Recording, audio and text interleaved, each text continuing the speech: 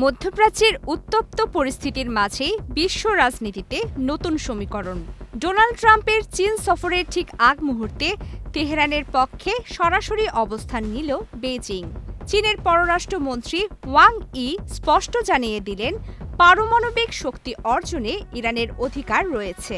বুধবার ইরানের পররাষ্ট্রমন্ত্রী আব্বাস আরাকচির সঙ্গে এক হাই ভোল্টেজ বৈঠকে ওয়াং ই বলেন, পারমাণবিক অস্ত্র তৈরি না করার বিষয়ে ইরানের যে প্রতিশ্রুতি তাকে চীন সম্মান জানায়।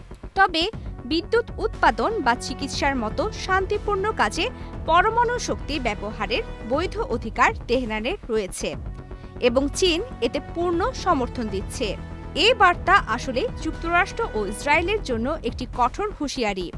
ওয়াং ই স্পষ্ট করে দিয়েছেন যে ইরানের ওপর চাপিয়ে দেওয়া যুদ্ধ কেবল অবৈধ নয়, বরং আলোচনার মাধ্যমেই সমাধান খুঁজতে হবে। পাশাপাশি বিশ্ববাজারে জ্বালানি সরবরাহ স্বাভাবিক রাখতে হরমুজ প্রণালীর নিরাপত্তা নিশ্চিত করার ওপরও বিশেষ জোর দিয়েছে চীন।